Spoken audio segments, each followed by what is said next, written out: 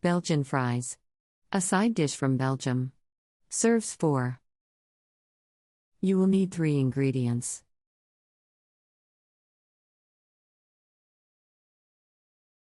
Step 1.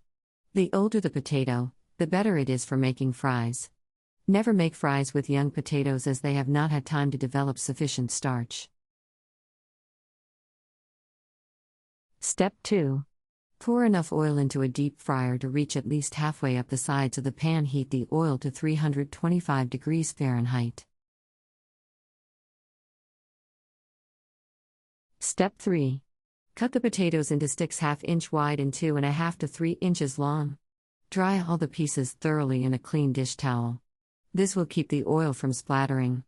Divide the potato sticks into batches of no more than 1 cup each. When the oil has reached the desired temperature, more than one batch fry the potatoes for 4 to 5 minutes per batch.